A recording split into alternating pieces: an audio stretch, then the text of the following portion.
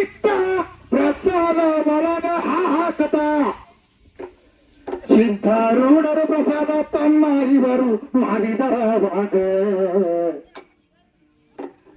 ಪ್ರಸಾದ ಮಾಡಿ ನೀರ ಕುಳಿಯಕ ಮ್ಯಾಲ 7 ಸಮಯದಾಗ ಈ ಪ್ರಸಾದ ಮಾಡಿಸಿದ ಸೌಕರ್ಯ ಸುಮ್ಮ ಕುಂದಿರ್ಲಿಲ್ಲ ಅವಾಗ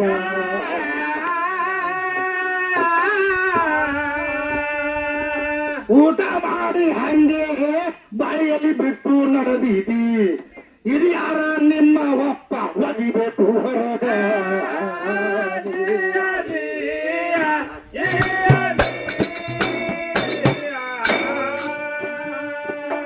ಊಟ ಮಾಡಿದ ಎಂದಲ ತಾಟ ಯಾರ ಅಪ್ಪ ಒಗಿಬೇಕಂದ ನಿಮ್ಮ ಅಪ್ಪ ಒಗಿಬೇಕೇನು ಅಂದ ಸಿದ್ಧಾರೂಢರೀಗ ಮಗನೇ ಸುಮ್ಮ ಒಯ್ಯದ್ರ ಬಾಜು ಒಗದು ಹೋಗ್ತಿದ್ಯಾ ಹೊರಗೆ ನಮ್ಮ ಅಪ್ಪನ ನೆನೆಸಿದ್ಯ ಅಂದ್ರ ಅಪ್ಪ ಬರಬೇಕು ತಳಗ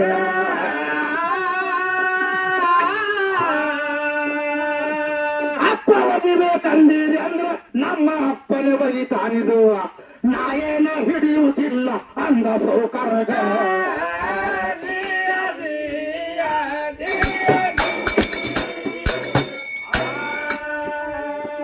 ಗಾಬರಿಗೆ ಬಿದ್ದ ಸೌಕಾರ ಜಗಳ ಗಂಟಿ ಸಾಧು ಇವನು ಯಪ್ಪ ನನಗೆ ಬಾಯಿಗೆ ಬಂದಂಗ ಬೈಲ ಕಚ್ಚಾನ ಮಂದ್ಯಾಗ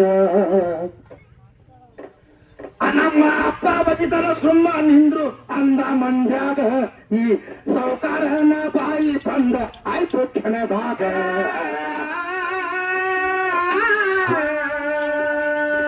ಸಾಕ್ಷಾತ್ ಭಗವಂತ ಧರುಣಿಗೆ ಇಳಿದು ಬಂದ ಸಿದ್ಧಾರೂಢರ ಎಂಜಲೆಯಲ್ಲಿ ಎತ್ತಿದ ಆವಾಗ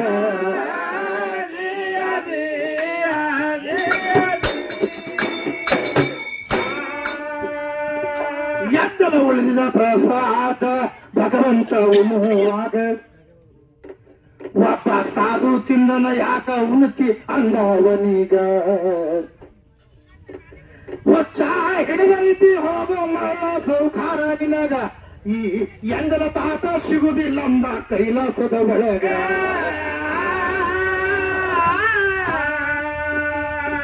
ಮಹಾತ್ಮರು ಸತ್ಪುರುಷರು ಜಗದಲ್ಲಿ ಆಗ್ತಾರೆ ಈ ಎಂದಲ ಸಿಗುದಿಲ್ಲ ತಮ್ಮ ಕೈಲಾಸದ ಒಳಗ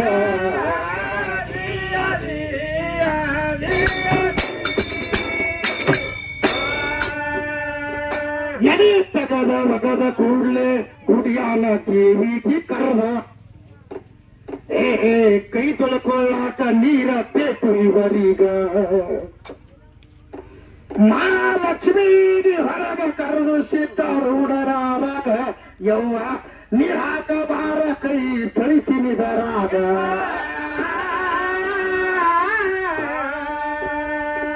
ಗುಡಿ ಒಳಗ ಇದ್ದ ಮಹಾಲಕ್ಷ್ಮೀನ ಎದ್ದ ಬಂದು ಕೈಗಿಯ ನೀರ ಹಾಕಲು ಸಿದ್ಧಾರೂಢರೀಗ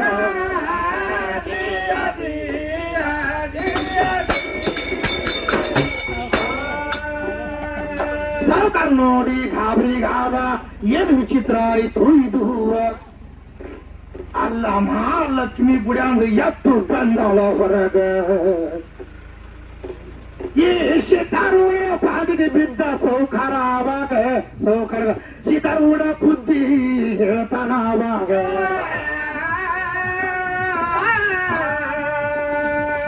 ಯಾವ ರೂಪದಿಂದ ತಮ್ಮ ಭಗವಂತ ಹಂಗ ಬರತಾನ ತಿಳಿದಿಲ್ಲ ಹುಚ್ಚರಂಗ ಮಾಡಬೇಡ ಹುರಾದ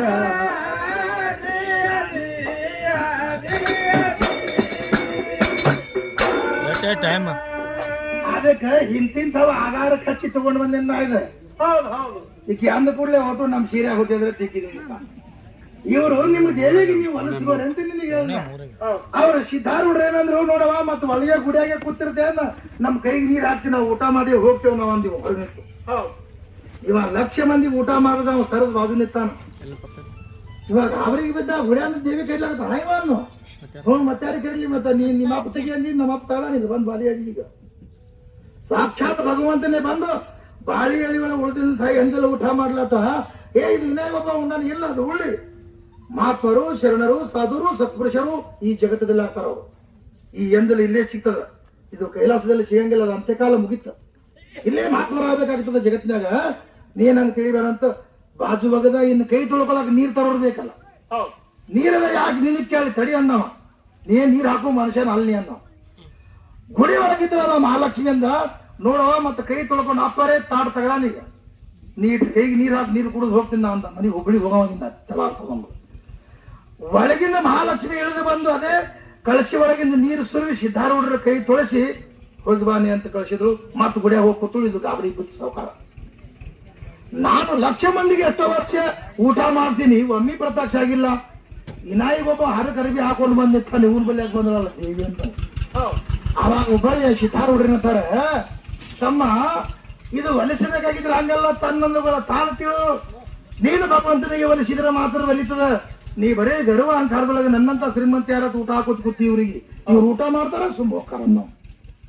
ನಿನ್ನೊಳಗ ನೀ ಒಳಗೆ ತಿಳ್ಕೋಬೇಕಲ್ಲ ಜಗತ್ತಿನಾಗ ಅಂತ ತಿಳಿದುಕೊಂಡು ಮುಂದೆ ಆ ಸೌಖಾರ್ಗೆ ಹೇಳಿ, ಈ ಸೌಖಾರ ನಿತ್ಯ ಕೇಳ್ತಿದ್ದ. ಅಲ್ಲಿಂದ ಪಾಸ್ ಆಗಿ ಮತ್ತೆ ಹುಬ್ಬಳ್ಳಿ ಮಠದಾಗೆ ರೈತ ಎಂಥ ಪವಾಡ ಪುರುಷರು ಇದ್ರು ಸಿದ್ಧಾರೂಢ. ಯಾಕಂದ್ರೆ ಎಲ್ಲ ನಾನು ಮತ್ತೆ ಸಾಧು ಕರಿ ಅಂದ್ರೆ ಸೌಕಾರ್ತಿ ಸಾಧು ಬರೋದ್ರ ಹುಬ್ಳಿಯಾಗ ಮತ್ತೆ ಕೂತಿದ್ದ ಕಡೆ ಕುಂದ್ರ ನೀವು ಅಲ್ಲಿ ಅಂತೇಳಿ. ಅದಕ್ಕೆ ಇಂತಹ ಅಗಾಧ ಪವಾಡಗಳನ್ನ ಮಹಾತ್ಮರು ಭರತಖಂಡದಲ್ಲಿ ಮಾಡಿ ಹೋಗಿದ್ದಾರೆ. ಅನೇಕ ಮಂದಿ ಮಹಾತ್ಮರಾಗ್ಯಾರ. ಈ ನಮ್ಮೊಳಗೆ ಅಷ್ಟೇ ಆಗಿಲ್ಲ, ಹೆಣ್ಮಕ್ಳೊಳಗೆ ಆಗ್ಯಾರ. ಆಕೆ ಆಡ್ಬೇಕು, ಅದು ಹೆಣ್ಮಕ್ಳು ಯಾರ್ಯಾರು ಆಗ್ಯಾರ. ಕಡೆಗೆ ಆಕೆ ಆಡ್ಲಿಕ್ಕೆ ನಾ ಅದಿನ ತಯಾರು ನೀವೇನು ಅಂತೀವಲ್ಲ. ಅದಕ್ಕೆ ಅನೇಕ ಮಂದಿ ನೋಡ್ಲು ಶಾರದಾದೇವಿ ಸೂರ್ಯ ದಾನಿಮ ಹಾಕಿ ಸೂರ್ಯ ಗಮನಿಸಿ ಇಂತಿಂತ ಸೇವೆ ಮಾಡ್ಯಾಳ ಅಂತ ನೀ ಹೇಳಿದಿ. ಬರಬರಿ ಅದ ಗಂಡ ಬೇಕತ್ ಮಾಡಿದ್ರು, ಗಂಡ ಬ್ಯಾಡತ್ ಮಾಡಿದ್ರು. ಗಂಡ ಬೇಕತ್ ಮಾಡಿದ ಅಂದ್ರೆ ನಾ ಹೆಚ್ಚ, ಗಂಡ ಬ್ಯಾಡತ್ ಮಾಡಿದ ಅಂದ್ರೆ ನೀ ಹೆಚ್ಚ. ಬ್ಯಾಡಂದ್ರೆ ಯಾವ್ದು ಕೆಲಸ ಆಗಿದ್ರೆ ಬೇಕಂದ್ರೆ ಆಗ್ತದ. ಅದಕ್ಕೆ ಹೇಳಿ ನಿನಗೆ ಈ ಪ್ರಕಾರವಾಗಿ ಇಂತಿಂಥವ್ರು ದಾರಿಗೆ ಬಂದಾಗ ಅಂತ ರುಕ್ಮಿಣಿ ಸುದೇಗೆ ಒಂದು ತುಳಸಿ ದಳವನ್ನು ಹಚ್ಚಿ ಕೃಷ್ಣನಿಗೆ ಗೆದ್ದಾಳ. ಯಾಕಂದ್ರೆ ಭಕ್ತಿನಿಂದ ಕೃಷ್ಣ ಕೃಷ್ಣ ಅಂತ ಭಜನೆ ಮಾಡ್ತಿದ್ದಕ್ಕೆ, ಅದಕ್ಕೆ ಕೃಷ್ಣಕ್ಕೆ ಬರ್ತಾನ.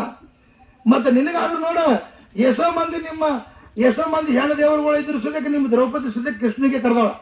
ಕೃಷ್ಣ ಕೃಷ್ಣ ಅಂದಾಗ ಸೀರಿ ಬಿಟ್ಟನ್ನು ಬಂದು ಅವಾಗ ದನ ಕಾಯಲ ಹೋಗಿದ್ದು. ನಿಮ್ಮ ಹೆಣ್ಣದವ್ರು ಊಟು ಕಬ್ಬು ಕಡೆಗೆ ಹೋಗಿದ್ದೋ ಊಟು. ನೀ ಅಂದಾಗ ನಾನ್ ಅಂದ್ರೆ ಬಾಯಿ ನಮ್ಮ ಮದುವೆ ಸುದ್ದಿರಂಗಿಲ್ಲ, ನಮ್ಮ ಸುದ್ದಿರಾಗಿರೋದು ನಾವು. ಅದಕ್ಕೆ ಯಾಕಾ ಪ್ರಕಾರವಾಗಿ ಅದು ಆಗಾಗ್ತದ. ಮಹಾತ್ಮರಲ್ಲಿ ಯಾವುದೇ ಭೇದ ಭಾವ ತರಬಾರ್ದು. ಅವ್ರು ಭಕ್ತಿ ಮಾಡಿದ್ರೆ ಅವ್ರು ಒಲಿತಾನ, ಭಕ್ತಿ ಯಾರಿಗೆ ಮಾಡಂಗಿಲ್ಲ ಅವ್ರಿಗೆ ಒಲೆಂಗಿಲ್ಲ ಅಷ್ಟೇ. ಯಾರು ಭಕ್ತಿ ಮಾಡ್ತಾರ ಅವ್ರು ಮೋಕ್ಷವನ್ನ ಕಂಡಾರ. ಇದು ಹೇಳ್ಕೊತ ಹೋದ್ರೆ ಚಂದನಕ್ಕೆ ಮಗಂಗಿಲ್ಲ. ಆಕಿನೂ ಒಂದು ಮಹಾತ್ಮರ ಪದ ಹಾಡ್ಲಿ, ಮತ್ತೆ ಇನ್ನೊಂದು ಪಾಳಕ್ಕೆ ಮತ್ತೆ ಹಾಡುನ. ಯಾಕಂದ್ರೆ ಒಬ್ಬನೇ ಹಾಡ್ಕೊತ ಕುಂದ್ರೋದು ಬೇಡ. ಯಾಕಂದ್ರೆ ಇವ್ರ ಅಭಿಪ್ರಾಯ ಏನಿತ್ತು, ಯಾವ್ದ್ರೆ ಒಂದು ಮೊಲ ಸಾಹೇಬರ ಮುಖಾಂತರ ದೇವ್ರ ಪದ ಹಾಡ್ಬೇಕಂತ ಅವ್ರು ಹೇಳಿದ್ರು. ಹಾಡಿನ ನಾನು, ಯಾಕಂದ್ರೆ ನಿಮಗಿಂತ ಹೆಚ್ಚಿನ ಜಗತ್ತಿನಲ್ಲ. ನೀವು ಕೇಳೋರು ನಮ್ಗೆ ರೊಕ್ಕ ಕೊಡ್ತಾರವ್ರು, ನೀವು ಕೇಳೋರ ಪದ ಹಾಡ್ಕೊತ ಕೂತ್ರಿ ಯಾವ ತರ ನಮ್ಮ ಜಗತ್ತಿನಾಗ. ಅದು ಹೆಂಗ ಆಕೈತೆ ಅಂದ್ರೆ ಏನಾರ ಒಂದು ಮಾತಾಡಿದ್ರು ಪುರಾಣದಾಗ ನಿಂತು ಬೇಕೊಂಡಾಗದ. ನೀವು ಕೇಳಿದ್ರೆ ನಾವು ಹಾಡಿದ್ರೆ ಅದು ಶೋಭೆ, ಕಲಾ ಮಾಡಿದಕ್ಕೆ ಶೋಭೆ. ಅದಕ್ಕೆ ಇರ್ಲಿ, ಎಲ್ಲರ ಅತ್ತಂಗಿದರು ತಾಯಿದೇರು ಕೂತಾರೆ. ಇವರು ಅಪೇಕ್ಷೆನೂ ಅದೇ ಇತ್ತು, ಅದೇ ಹಾಡಿದ್ದೀನಿ. ಯಾಕಂದ್ರೆ ಹಲ್ಕಟ್ಟು ಯಾವ ಶಬ್ದನೂ ಆಕಿಗೆ ಬೈದಿಲ್ಲ. ಬೇಕಾದ್ರೆ ಯೂಟ್ಯೂಬ್ದಾಗ ತೆಗೆದು ನೋಡ್ಕೊ ಮತ್ತೆ ಹೊಳ್ಳಿ ತುಂಬ್ಕೊಳಕ್ ಬಂದಾನ ಮತ್ತಂದ್ರೆ ಅವನು. ಯಾಕಂದ್ರೆ ಒಂದು ಅಶಿಶೀಲ ಶಬ್ದ ಮೊದಲೇ ಬರಂಗಿಲ್ಲ. ಶಬ್ದ ಬಿಟ್ಟಂದ್ರೆ ಬಾಯಿ ಬಾಡಿಗಿಲ್ಲ, ನೀವು ಬಿಟ್ಟೆ ಓಡೋದು ಮತ್ತ. ಈಗ ನಡೆದಿಲ್ಲ ಅಂತ ಬಿಟ್ಟಿನ. ಅದಕ್ಕೆ ಮತ್ತೆ ಏನಂತಾಳೆ, ನೀನು ಬೇಕಾದಲ್ಲಿದ್ರು ಕೂಡ ಹೆಣ್ಣಿಂದ ಈ ಪ್ರಕಾರವಾಗಿ ಶ್ರೀಶೈಲದಲ್ಲಿ ನಮ್ಮ ಹೇಮಡ್ಡಿ ಮಲ್ಲಮ್ಮನ ಗಡ್ಡಿ ಐತೆ. ಮಲ್ಲಮ್ಮನ ಗಡ್ಡಿ, ಆ ಮಲ್ಲಮ್ಮ ಆದ್ರೂ ದಿವ್ಯವಾದಂತ ಆಕಿ ಗಂಡನ ಸೇವೆಯನ್ನು ಮಾಡ್ಯಾಳ. ಹುಚ್ಚ ಗಂಡಗೆ ಮೆಚ್ಚಿ ಪೂಜೆ ಮಾಡ್ಯಾಳ. ಅದಕ್ಕ ಆ ಮಲ್ಲಮ್ಮ ತಾಯಿದು ಜಗತ್ತದೊಳಗೆ ಕೀರ್ತಿ ಅಜರಾಮವಾಗ್ಯದ. ಅದಕ್ಕ ಆ ಮಲ್ಲಿನಾಥ ನಡ್ಕೊಂಡ ಮಲ್ಲಮ್ಮ ಹುಟ್ಟಿದ ಬಳಿಕ ಮಲ್ಲಮ್ಮ ಅಂದಾಳ. ಅದ್ರ ಹೆಸರು ನೋಡ್ಕೋ, ಅದು ನಮ್ ಗಂಡ ದೇವರ ಹೆಸರದು. ಬೇಕಂದ್ರೆ ಪುರಾಣ ಆಧಾರ ತೆಗೆದು ನೀನು ತೋರಿಸ್ತಾನ. ಯಾಕಂದ್ರ ಅವರ ತಾಯಿ ತಂದೆ ಶ್ರೀಶೈಲ ಮಲ್ಲಿನಾಥಗೆ ನಡೆದುಕೊಂಡಿದ್ರು, ಮಕ್ಕಳಿದ್ದಿದ್ದಿಲ್ಲ ಅವ್ರಿಗೆ. ಮುಂದೆ ಬಹಳ ದಿವಸಿಗೆ ಈ ಮಲ್ಲಮ್ಮ ಜನಿಸಿ ಬಂದ್ರು. ಅದಕ್ಕ ಮಲ್ಲಿನಾಥನ ಹೆಸರು ಮಲ್ಲಿನಾಥ ಅಂತ ಹೇಳಕ್ ಬರಂಗಿಲ್ಲ, ಹೆಣ್ಮಗಳ ಅಂತ ಮಲ್ಲಮ್ಮ ಅಂತ ಹೆಸರಿಟ್ರು. ಮುಂದ ಶ್ರೀಶೈಲ ಮಲ್ಲಿನಾಥರಲ್ಲಿ ಹೆಂಗ್ ದುಡಿದುಕೊಂಡ್ರ ಅತ್ತಿ ಮಾವದವರು ಇವ್ರಿಗೆ ಕಾಡ್ಲಕತ್ತರು, ನೆಗಾಣಿ ಕಾಡ್ಲಕತ್ತರು. ಈ ಮಲ್ಲಿನಾಥಗೆ ನೆನೆಸ್ತಾಳಕಿ ಈಕಿ ಹೋಗಿ ಆ ಕುಡಿಯಾಕ ಕುಂದಿರ್ತಾಳ ಅಂತ ತಿಳಿದುಕೊಂಡು ಹುಚ್ಚ ಬರಮರಡಿ ಪಡ್ಲಿ ಕೊಟ್ಟು ಕಳಿಸಿದ್ರು. ಅದಕ್ಕ ವಡ್ಲಿ ಕೊಟ್ಟು ಕಳಿಸಿದ್ರ ಆ ಮಲ್ಲಿನಾಥಗೆ ಕಡಿಲಾಕ್ ಹೋದ ಕೂಡಲಿ ಎತ್ತಿದ ಕೊಡ್ಲಿ ಬಂಗಾರ ಆಯ್ತು ಹುಚ್ಚ ಬರಮರೆಡ್ಡಿ ಕೈಯಾಗ. ಅವಾಗ ಸಾಷ್ಟಾಂಗ ನಮಸ್ಕಾರ ಮಾಡ್ಯಾನ ನಮ್ ಶ್ರೀಶೈಲ ಮಲ್ಲಿನಾಥಗ. ಒಟ್ಟು ಅವ್ ನಮ್ಮ ದೇವ್ರಿಗೆ ಬಂದಿರಿ ನೀವು ನಡ್ಕೊಳಕ. ನೀವು ಒಬ್ಬರೇ ಬಂದಿಲ್ಲ, ಅನೇಕ ಮಂದಿ ಮಾತ್ರ ನೋಡು. ನಮ್ಮ ಉಡತಡಿ ಗ್ರಾಮದೊಳಗೆ ಜನಿಸಿದಂತ ಅಕ್ಕ ಮಾದೇವಿ ಕೂಡ ಬಂದವ. ಮಹಾಶಿವಶರಣಿ ಅಕ್ಕ ಮಹಾದೇವಿ ತಾಯಿಯವರು ಕೂಡ ಶ್ರೀಶೈಲಕ್ಕೆ ಬಂದ ಶ್ರೀಶೈಲದೊಳಗ ಆ ಮಹಾದೇವಿ ತಾಯಿ ಗವಿ ಅಂತ. ಯಾಕಂದ್ರೆ ಅವರು ಅಲ್ಲೇ ಬಂದಾರೆ. ಯಾಕಂದ್ರೆ ಶ್ರೀಶೈಲ ಹೆಡ್ ಆಫೀಸ್ ಅದು ಎಲ್ಲಾ ಶರಣರಿಗೆ. ಮತ್ತ ಅಲ್ಲಿ ಮುಗಿದ ಕೂಡಲೇ ಅನೇಕ ಮಂದಿ ಬಂದಾರ. ಪಂಚ ಪಾಂಡವರು ಬಂದಾರ, ರಾಮ ಲಕ್ಷ್ಮಣರು ಬಂದಾರ. ಕುಂತಿಗೆ ನೀರಿಡಕ್ಕೆ ಆದ್ರ ಭೀಮ ಗದ ಹೊಡೆದ್ರ ಭೀಮನ್ ಕೊಳ್ಳ ಇಂದಿನವರೆಗೆ ಶ್ರೀಶೈಲ ಬೆಲೆ ಹೋಗ ಭೀಮನ್ ಕೊಳ್ಳ ಇಳಿದಿಂದ ಕೈಲಾಸ ಬಾಗಲು ಬರ್ತಾವ. ನೋಡ್ಕೊತ ಬಾ. ಕಾರ್ನ್ಯಾಗ ಹೋದ್ರೆ ಸಿಗಂಗಿಲ್ಲ. ಮತ್ತ ಕಾರ್ನ್ಯಾಗ ಹೋದ್ರದು ಬೇಕಾಗಂಗಿಲ್ಲ. ಯಾರು ಹೋಗಿ ಬಂದವ್ರು ಒಬ್ಬರು ಅದಾರ. ನಮ್ಮ ಇಲ್ಲಿ ಬದುಕುಣಿಗೆ ನಡ್ಕೋತ ಹೋದ್ರೆ ನಡ್ಬರಕ್ ಬರ್ತಾವ. ಯಾಕಂದ್ರ ಆ ಭೀಮನ ಕೊಳ್ಳ ಇಳಿದಿಂದ ಮುಂದ ಇದು ಏರ್ದೇವ ಅಂದಾಗ ಕೈಲಾಸ ಸಿಕ್ಕಂಗ ಹಾಕದ. ಯಾಕಂದ್ರೆ ಅಟ್ ಹೈರಾಣ ಹಾಕದ. ಅಟ್ಟೆ ಹಿಡಿದ್ರೆ ಅವೆಲ್ಲ ಬರ್ದು ಅಟ್ಟೆ ಹಾಕದ. ಇಳಿದು ಅಟ್ಟೆ ಇರೋದು ಹೈರಾಣ ಹಾಕದ. ನಾಯನ್ನಿ ಅದೇನು ಎಲ್ಲರೂ ಓದಿ ಹೇಳಂಗಲ್ಲ. ಹೋಗಿ ಬಂದಿನ ಅಲ್ಲಿ ಹಾಡಿ ಬಂದಿನಿ. ಯಾವ ಹಾಡಿನ ನಾವು ಹೋಗಿ ಹಾಡಿ ಬಂದಿನಿ ಅಲ್ಲಿ ಕೈಲಾಸ ಬಾಗಿಲತ್ತ. ಯಾಕಂದ್ರ ಅಲ್ಲಿ ಹಿಡಿದು ಇಲ್ಲಿ ತನಕ ನಡ್ಕೋತ ಬಂದಾರ. ಅಂದ್ರೆ ಹಿಂದಿನ ಕಾಲದಲ್ಲಿ ಗಾಡಿ ಇಲ್ಲ, ಮೋಟರ್ ಇಲ್ಲ. ಆಗಿನ ಕಾಲದಲ್ಲಿ ಅವು ಕಲ್ಲರೆ ಹ್ಯಾಂಗ್ ಒಯ್ದಿರ್ಬೇಕು ವಿಚಾರ ಮಾಡ್ಕೋರಿ ನೀವು. ಆಗಿನ ಕಾಲ ಟೋಚನ್ ಇಲ್ಲ, ಗಾಡಿ ಇಲ್ಲ. ಅದು ಎಂತ ಭಯಾನಕ ಗುಡ್ಡ ಐತೆ ಅಂದ್ರೆ 12 ಅರ್ಧಾರ ತರೋದಕ್ಕೆ ಒಂದ್ ಹೋಗುದ್ರಾಗ ಒಂದ್ ಗುಡ್ಡ ತಯಾರಿ ಮುಂದೆ ನಡ್ಕೊತ ಹೋಗುದ್ರಾಗ ನಾ ಗಾಬರಿಗೆ ಬಿದ್ದಿದ್ದು. 12 ಅರ್ಧಾರ ಇಲ್ಲಿ 20 ಅರ್ಧಾರ ಇದ್ದಿರ್ಬೇಕಿದ್ರು ಅಂತ ನಾವು ಹಂಗೆ ಬರೋದೇ ಒಂದು ಗುಡ್ಡ ತಯಾರು. ಒಂದು ಇದ್ರಾಗ ಮೊಬೈಲ್ ಟವರ್ ಸುದೇ ಬರಂಗಿಲ್ಲ. ಅಲ್ಲಿ ಮೊಬೈಲ್ ಟವರ್ ಬರೋದು ಇವತ್ತಿನ ಮಿತಿಗೆ ಅಲ್ಲಿ ಆ ಹುಡುಗ ಒಳಗ್ ಅಲ್ಲೇ ಸಾತ ಅಲ್ಲೇ ಕಟ್ಟಿ ಬಾಳೆ ಮಾಡಿ ಹುಟ್ಟೆ ಬರ್ಬೇಕು. ಅವ್ರು ಹಿಂಗೆ ತೆಗೆದ ಹೆಲಿಕಾಪ್ಟರ್ ಹೋಗ್ಬೇಕಾಗ್ತದೆ. ರಾಜಶೇಖರ ರೆಡ್ಡಿ ಹೆಲಿಕಾಪ್ಟರ್ ಬಿತ್ತಾನೆ 3 ದಿನಕ್ಕೆ ಸಿಕ್ಕೈತೆ ಹಣ. ಅದಕ್ಕೆ ಅಲ್ಲೇ ಕರ್ನೂಲಾಗ ಆಟದಲ್ಲ. ಅದಕ್ಕೆ ರಾಜಶೇಖರ ರೆಡ್ಡಿದು ಆ ಕರ್ನೂಲಾಗ ಆಟ ಅಲ್ಲಿ. ಯಾಕಂದ್ರೆ ಟವರ್ ಬರಂಗಿಲ್ಲದ ಅಂತ ಭಯಾನಕವಾದಂಥದ್ದಲ್ಲಿ ಸದ್ಯಕ್ಕೆ ಹೋಗ್ಯಾರ. ಅನೇಕ ಮಂತ್ರಿಗಳು ತೀರ್ಕೊಂಡ್ರು. ಸದ್ಯಕ್ಕೆ ಪತ್ತಾತಿಲ್ ತಂಗಿ ಅಂತ ಭಯಾನಕ ಗುಡ್ಡಗಳವು. ನಮ್ಮ ಗಂಡದೇವ್ರ ಗುಡ್ಡಗಳು ಅರ್ಜಿಗಳ ಅಲ್ಲ. ಅವ ಮಂತ್ರಿ ಅಂದ್ರೆ ಅಲ್ಲ ಜನರ ರಾಜಶೇಖರ ರೆಡ್ಡಿ ದೊಡ್ಡ ಮುಖ್ಯಮಂತ್ರಿ ಇದ್ದ. ಅವಾಗ ಮುಖ್ಯಮಂತ್ರಿ ಇದ್ದಾಗ ಬಿದ್ದದ ಹೆಲಿಕಾಪ್ಟರ್ ತೊಳಗ. ಆಯ್ತು ಎಸೋ ಮಂದಿ ಎಲ್ಲಿ ಹೋಯ್ತು ನಾಪತ್ತಾಗಿ ತೊಳಗ ಗುಡ್ದಾಗ ಒಳಗ ಎಸೋ ದಿನ ಸಿಕ್ಕೈತಿ. ಅಂತಲ್ಲಿ ಯಾವ ದೇವರಾಟದ ಮುಂದೆ ಯಾವ ಶ್ರೀಮಂತನ ಆಟ ನಡೆದಿಲ್ಲ ಜಗತ್ನಾಗ.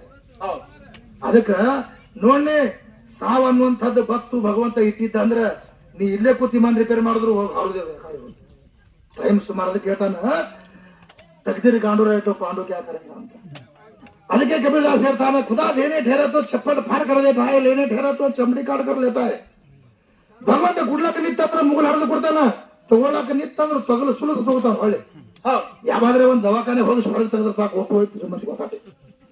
ಹಂಗೈತದ. ಅದಕ್ಕೆ ಹೆಂಗೈತೆ ತಿಳ್ಕೊ.